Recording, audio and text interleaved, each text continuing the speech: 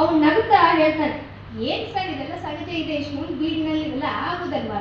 ತಿರುಗಿ ನೋಡಿದ್ರೆ ಏನಪ್ಪ ನಿನ್ನೆ ಬಾಯಿಗೆ ಬಂದಾಗ ಬೈದ, ಈಗೇನು ತುಂಬಾ ಬುದ್ಧಿವಂತಿಕೆಯಿಂದ ಮಾತಾಡ್ತಾ ಇದ್ದಾನೆ. ತಿರುಗಿ ನೋಡಿದ್ರೆ ಕಾಲಲ್ಲಿ ಕುಳಿತಿದ್ರು ಆ ಏರಿಯಾ ಸಬ್ ಇನ್ಸ್ಪೆಕ್ಟರ್. ಈಗ ಅವನಿಗೆ ಕೋಪ ಬರುತ್ತಾ? ಬರೋರಿ. ಯಾಕಂದ್ರೆ ನಮ್ಗೆ ಕೋಪ ಯಾವಾಗ ಬರ್ತದೆ ಅಂದ್ರೆ ನಮಗಿಂತ ಮೇಲೆ ಇರುವವರು ನಮ್ಗೆ ಏನೇ ಹೇಳಿದ್ರು ನಾವು ಕೋಪವನ್ನು ಕಂಟ್ರೋಲ್ ಮಾಡ್ತೀವಿ. ನಮಗಿಂತ ಕೆಳಗೆ ಇದ್ದವರು ನಮ್ಗೆ ಏನಾದ್ರು ಯಾರಾದ್ರೂ ಹೇಳಿದ್ರೆ ಅದನ್ನ ತಗೊಳ್ಳೋಕೆ ಆಗುದಿಲ್ಲ. ಈ ತರ ಒಂದು ವಿಚಿತ್ರವಾದ ಒಂದು ಕ್ಯಾರೆಕ್ಟರ್, ಅದು ಕೋಪ ಬರುವುದು, ಎಮೋಷನ್. ಆದ್ರೆ ಆ ಒಂದು ಕೋಪವನ್ನು ಕೊಡ್ಬೇಕು ಅಂತ ಹೇಳ್ತಾ ಇದ್ದಾರೆ. ಯಾಕೆ ಹೇಳ್ತಾ ಇದ್ದಾರೆ ಅಂದ್ರೆ, ನಾವು ಕೋಪಗೊಳ್ಳುವುದಲ್ಲ ಅವ್ರು ಹೇಳ್ತಾ ಇರೋದು. ನಾವು ಜನರಲಿ ವ್ಯಕ್ತಿಗವಾಗಿ ಸ್ವಾರ್ಥಕವಾಗಿ ನಮಗೆ ಏನಾದ್ರು ಬೇಕು, ನಮಗೆ ಏನಾದ್ರು ಅನ್ಯಾಯ ಆಗಿದ್ರೆ ಕೋಪ ಮಾಡೋದಲ್ಲ ಅವ್ರು ಹೇಳ್ತಾ ಇರೋದು. ನಿನಗೋಸ್ಕರ ಅಲ್ಲಪ್ಪ ಕೋಪ ಮಾಡೋದು.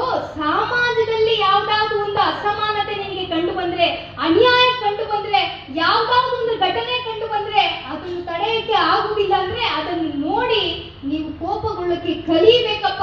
ಆವಾಗ ಮಾತ್ರ ಈ ಸಮಾಜ ಮುಂದಕ್ಕೆ ಬರ್ತದೆ ಅಂತ ಹೇಳ್ತಾರೆ. ಆ ರೀತಿಯಲ್ಲಿ ನಮ್ಮ ಸಮಾಜದಲ್ಲಿ ಇರುವ ಸಮಸ್ಯೆಗಳ ಬಗ್ಗೆ ನಾವು ನೋಡಿ ಹಂಗೆ ಹಿಂಜರಿದು ಹೋಗೋದಲ್ಲ. ಒಂದು ಸಮಸ್ಯೆ ಬಂದ್ರೆ ಅಲ್ಲಿ ನಿಂತು ಅದನ್ನು ಹೇಗೆ ಬಗೆಹರಿಸಬೇಕು ಅಂತ ಒಂದು ಚಿಂತನೆ ಒಬ್ಬೊಬ್ಬರಿಗೂ ಕೂಡ ಇವತ್ತಿನ ಯುವಕರಿಗೆ ಇರಬೇಕಾಗ್ತದೆ, ಕಲಿಬೇಕಾಗ್ತದೆ. ಆ ತರ ಒಂದು ಚಿಂತನೆ ಇದ್ರೆ ಮಾತ್ರ ಡಾಕ್ಟರ್ ಬಾಬಾ ಸಾಹೇಬ್ ಅಂಬೇಡ್ಕರ್ ಅವರು ಕಂಡಿದ್ದ ಕನಸನ್ನು ಇವತ್ತು ನನಸು ಮಾಡೋದಕ್ಕೆ ನಮ್ಮ ಎಲ್ಲರಿಗೂ ಸಾಧ್ಯ ಆಗ್ತದೆ. ಇವತ್ತಿನ ಹೆಚ್ಚಿನ ಸಂಖ್ಯೆಯಲ್ಲಿ ಬಂದಿರುವ ವಿದ್ಯಾರ್ಥಿನಿಯರಿಗೆ ನಾನು ಹೇಳಕ್ಕೆ ಇಷ್ಟಪಡೋದು ಒಂದೇ ಒಂದು ವಿಷಯ, ತಮ್ಗೆಲ್ಲರಿಗೋಸ್ಕರ ಇಷ್ಟೊಂದು ಕಾನೂನನ್ನು ಅವರು ತಂದಿದ್ದಾರೆ, ಎಷ್ಟೋ ಬುಕ್ಸ್ಗಳೆಲ್ಲ ಬರ್ತಿದ್ದಾರೆ. ದಯಮಾಡಿ ಡಾಕ್ಟರ್ BR ಅಂಬೇಡ್ಕರ್ ಅವರ ಬಗ್ಗೆ ಅವರ ಪುಸ್ತಕಗಳನ್ನು ಓದ್ರಿ. ವೇಟಿಂಗ್ ಫಾರ್ ಅ ವೀಸಾ ಅಂತ ಅವರೇ ಬರೆದಿದ್ದ ಪುಸ್ತಕ, ಅವರ ಆಟೋಬಯೋಗ್ರಫಿ. ದಯಮಾಡಿ ಎಷ್ಟು ಜನ ಓದಿದ್ರಿ ಗೊತ್ತಿಲ್ಲ, ದಯಮಾಡಿ ಓದ್ರಿ. ಎಷ್ಟು ಕಷ್ಟಗಳನ್ನು ದಾಟಿ ಇಲ್ಲಿ ಬಂದಿದ್ದಾರೆ ಅಂತ. ಇವತ್ತು ಯಾವುದೋ ನನಗೆ ಲ್ಯಾಪ್ಟಾಪ್ ಇಲ್ಲ, ನನಗೆ ಕೋಚಿಂಗ್ ಇಲ್ಲ, ನನಗೆ ಫ್ಯಾನ್ ಇಲ್ಲ, AC ಇಲ್ಲ, ಲೈಟ್ ಇಲ್ಲ, ನಾನು ಓದಕ್ಕಾಗಲ್ಲ ಅಂತ ಹೇಳೋರು ಮಧ್ಯದಲ್ಲಿ ಯಾವುದೇ ವಿಷಯ ಇಲ್ಲದೆ ಏನ್ ಕುಡಿಯಕ್ಕೆ ನೀರು ಕೂಡ ಕೊಡಕ್ಕೆ ಜನ ರೆಡಿ ಇಲ್ಲ. ಆ ತರ ಒಂದು ಪರಿಸ್ಥಿತಿನಲ್ಲಿ ನಮ್ಮ ದೇಶಕ್ಕೋಸ್ಕರ, ಜನರಿಗೋಸ್ಕರ ಮಾಡಬೇಕು ಅಂತ ಒಂದು ಛಲವನ್ನು ಇಟ್ಕೊಂಡು ಇವತ್ತು ನಮ್ಗೆಲ್ಲರಿಗೂ ಕೂಡ ದಾರಿ ದೀಪವಾಗಿರುವ ಡಾಕ್ಟರ್ ಬಾಬಾ ಸಾಹೇಬ್ ಅಂಬೇಡ್ಕರ್ ಅವರ ಜೀವನ ಆದರ್ಶವನ್ನು ನಮ್ಮ ಜೀವನದಲ್ಲಿ ನಾವು ಅಳವಡಿಸಿಕೊಂಡಿದ್ರೆ ನಿಜಕ್ಕೂ ಕೂಡ ಅವರು ಕಂಡಿದ ಒಂದು ಭಾರತ ದೇಶವನ್ನು ನಿರ್ಮಾಣ ಮಾಡೋದಕ್ಕೆ ಸಾಧ್ಯ ಆಗ್ತದೆ. ಅದನ್ನು ಕಟ್ಟೋಣ ಅಂತ ಈ ಒಂದು ಸಂದರ್ಭದಲ್ಲಿ ತಮ್ಮ ಎಲ್ಲರಿಗೂ ಕೂಡ ವಿನಂತಿಸಿ ಮತ್ತೊಮ್ಮೆ ಈ ಒಂದು ಜನ್ಮ ದಿನಾಚರಣೆಯ ಶುಭಾಶಯಗಳನ್ನು ಹೇಳಿ ನನ್ನ ಮಾತನ್ನು ಮುಗಿಸ್ತೀನಿ. ಧನ್ಯವಾದ. ಪ್ರಮುಖರನ್ನ ಈ ಸಂದರ್ಭದಲ್ಲಿ ನೆನೆಸ್ಕೊಳ್ತಾನೆ. ವಿಶೇಷವಾಗಿ ಎಂ ಅರವಿಂದ್ ಅವರನ್ನ, ಕೋಟೇನ್ ಅವರವರನ್ನ, ಡಾಕ್ಟರ್ ಸದ್ಕರ್ ಅವರನ್ನ, ಸಗ್ಬಾಲ್ ಅವರನ್ನ, ಮಂಟೂರ್ ಅವರನ್ನ, ಬಾಬಾ ಶೇಖ್ ಸಂಧಿ ಅವರನ್ನ ಮತ್ತು ಬಹಳಷ್ಟು ನನ್ನ ಆತ್ಮೀಯರು, ಹಿರಿಯರು. ಯಾಕಂತಂದ್ರೆ ನಾನು ಕೂಡ ಇಲ್ಲೇನೆ ವಿದ್ಯಾರ್ಥಿ ನಾಯಕನಾಗಿ ಬೆಳೆದಂಥವನು.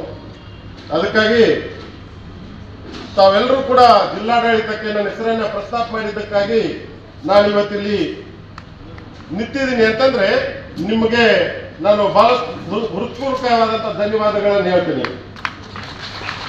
ಇವತ್ತು ಡಾಕ್ಟರ್ ಬಾಬಾ ಸಾಹೇಬ್ರ ಬಗ್ಗೆ ನಾವು ವಿವರಿಸ್ತಾ ಹೋದ್ರೆ ಒಂದ್ ತಾಸು, ಒಂದ್ ದಿನ, ಒಂದ್ ತಿಂಗಳು ಸಾಲುವುದಿಲ್ಲ.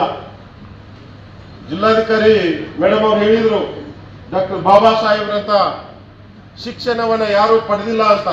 ಹೌದು, ಡಾಕ್ಟರ್ ಬಾಬಾ ಸಾಹೇಬರು ಸಮಾಜಶಾಸ್ತ್ರ, ಅರ್ಥಶಾಸ್ತ್ರ, ಇತಿಹಾಸ, ಮಾನವಶಾಸ್ತ್ರ ಬಹಳಷ್ಟು ವಿಷಯಗಳಲ್ಲಿ ಪದವಿಗಳನ್ನು ಪಡ್ಕೊಂಡ್ರು. MA, PhD, ಹೌದಾ, LLB, ಹೀಗೆ ಡಿಲೀಟ್ ಬಹಳಷ್ಟು. ಅದೇ ರೀತಿಯಾಗಿ ಅವರು ಈ ದೇಶಕ್ಕೆ ತಮ್ಮದೇ ಆದಂತ ಕೊಡುಗೆಯನ್ನು ಸಲ್ಲಿಸಬೇಕು. ಯಾಕೆ ಕೊಡುಗೆಗಳನ್ನು ಸಲ್ಲಿಸಬೇಕು?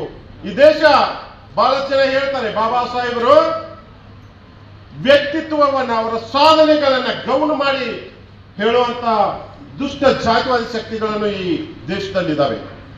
ಬಾಬಾ ಸಾಹೇಬರು ಕೇವಲ ದಲಿತರಿಗೆ ಮಾತ್ರ ಸೀಮಿತ, ಕೇವಲ ಒಲೆಮಾದಿಗರಿಗೆ ಮಾತ್ರ ಸೀಮಿತ, ಈ ರೀತಿ ಬಹಳಷ್ಟು ಜನ ಸುಶಿಕ್ಷಿತರನ್ನೇ ಹೇಳ್ತಾರೆ. ಡಾಕ್ಟರ್ ಬಾಬಾ ಸಾಹೇಬರು ಈ ದೇಶ ಸ್ವತಂತ್ರ ಸಿಗ್ಲಿಕ್ಕೆ ಏನ್ ಪಾತ್ರ ಇದೆ ಅವ್ರದ್ದು ಅಂತ ಕೇಳ್ತಾರೆ. ಆದ್ರೆ ಡಾಕ್ಟರ್ ಬಾಬಾ ಸಾಹೇಬ್ರಂತ ದೇಶ ಪ್ರೇಮಿ ಮತ್ತಾರು ಇಲ್ಲ. 1930, 31, 32 ರೌಂಡ್ ಟೇಬಲ್ ಕಾನ್ಫರೆನ್ಸ್ ನಲ್ಲಿ ಪ್ರಪ್ರಥಮವಾಗಿ ಈ ದೇಶಕ್ಕೆ ಪೂರ್ಣ ಪ್ರಮಾಣದ ಸ್ವರಾಜ್ಯ ಬೇಕು ಅಂತ ತಮ್ಮ ವಾದನ ಮಂಡಿಸಿದವರನ್ನೇ ಡಾಕ್ಟರ್ ಬಾಬಾ ಸಾಹೇಬ್ ಅಂಬೇಡ್ಕರ್ ಅವರು. ಗೊತ್ತಿಲ್ಲ. ಮತ್ತೆ ದೇಶ ಯಾರಿಂದ, ಯಾಕೆ ನಾವು ಆಧುನಿಕ ಭಾರತದ ಶಿಲ್ಪಿ ಅಂತ ಹೇಳ್ತೀವಿ? ಇದನ್ನು ಕೂಡ ತಾವು ಗಮನಿಸಬೇಕು. ಕೇವಲ ನಮ್ಮ ಜಿಲ್ಲಾಧಿಕಾರಿ ಮೇಡಮ್ ಅವರು ಬಹಳ ಸುಂದರವಾಗಿ ಹೇಳಿದ್ರು, ಒಂದು ಉದಾಹರಣೆ ಕೊಟ್ಟು. ಮತ್ತೆ ಬಹಳಷ್ಟು ಜನರಿಗೆ ಗೊತ್ತಿಲ್ಲ, 1947ರಲ್ಲಿ ಬ್ರಿಟಿಷರು ಕೊಟ್ಟಂತದ್ದು ಈ ದೇಶಕ್ಕೆ ಸ್ವಾತಂತ್ರ್ಯ ಅಲ್ಲ. ಇಲ್ಲಿ ಇರುವಂತ 600 ಸಂಸ್ಥಾನಗಳು, ರಾಜ್ಯ ಮಣಿತನಗಳು ಇವರ ಮೇಲೆ ಇರುವಂತ ತಮ್ಮ ನಿಯಂತ್ರಣವನ್ನ ತೆಗೆದುಕೊಂಡ್ರು, ಅಧಿಕಾರವನ್ನ ಹಿಂತೆಗೆದುಕೊಂಡ್ರು. ಆಗ ಈ ದೇಶವನ್ನು ಕಟ್ಟೋದು ಸವಾಲಿನ ವಿಷಯ ಇರುತ್ತೆ. ಅಂತಾರಾಷ್ಟ್ರೀಯ ಮಾನ್ಯತೆ ಸಿಗಬೇಕಾದ್ರೆ ಒಂದು ಸಂವಿಧಾನ ಬೇಕಾಗಿರುತ್ತೆ. ಇವೆಲ್ಲ ಬಿಕ್ಕಟ್ಟುಗಳನ್ನ, ಯಾಕಂತಂದ್ರೆ ಒಂದೊಂದು ಸಂಸ್ಥಾನವೂ ಕೂಡ ಒಂದೊಂದು ದೇಶಗಳಾಗಿದ್ದು ಆ ಕಾಲದಲ್ಲಿ. ಇವತ್ತು ನಮ್ಮಲ್ಲಿನೂ ಕೂಡ ಮೈಸೂರ ದೇಶ, ನಾವು ಇವತ್ತು ಕರ್ನಾಟಕ ಆಗಿದ್ದೀವಿ, ಆದ್ರೆ ಅವತ್ತು ಮೈಸೂರನ್ನು ಕೂಡ ಒಂದು ದೇಶ ಅಂತ ಕರೆಯಲ್ಪಡ್ತಾ ಇತ್ತು. ಅಂತಂದ್ರೆ ಬಾಬಾ ಸಾಹೇಬ್ ಅಂಬೇಡ್ಕರ್ ಅವರು ಸಂವಿಧಾನ ರಚಿಸೋದು ಅಂತಂದ್ರೆ ಕೇವಲ ಸಂವಿಧಾನ ಅಲ್ಲ. ನೆಹರು ಅವರು ಹೇಳ್ತಾರೆ, ತಾವು ಮೊದಲೇ ಒಂದು ನಮೂನೆಯನ್ನ ಮಂಡಿಸಿದಾಗ ಈ ದೇಶವನ್ನ ನಾವು ಕಟ್ಟಬೇಕಾಗಿದೆ ಈ ನಮೂನೆಯ ಪ್ರಕಾರ ಅಂತ ನೆಹರು ಅವರು ಹೇಳ್ತಾರೆ. ಬಾಬಾ ಸಾಹೇಬ್ ಮುಂದೆ ಈ ರೀತಿಯ ಒಂದು ದೇಶವನ್ನ ಕಟ್ಟಬೇಕು ಅನ್ನೋದನ್ನ ನೆಹರು ಅವರು ಇಟ್ಟಾಗ ಕೆಲವೊಂದು ಪಾಯಿಂಟ್ಸ್ ಇರ್ತವೆ. ಆ ಪಾಯಿಂಟ್ ಆಧಾರ ಮೇಲೆ ಡಾಕ್ಟರ್ ಬಾಬಾ ಸಾಹೇಬರು ಈ ದೇಶವನ್ನ ಸುಂದರವಾದಂತಹ ದೇಶವನ್ನ ಕಟ್ಟಿದ್ದಾರೆ. ಅದಕ್ಕಾಗಿ ನಾವು ಇವತ್ತು ಆಧುನಿಕ ಭಾರತದ ಶಿಲ್ಪಿ ಅಂತ ಹೇಳ್ತೀವಿ.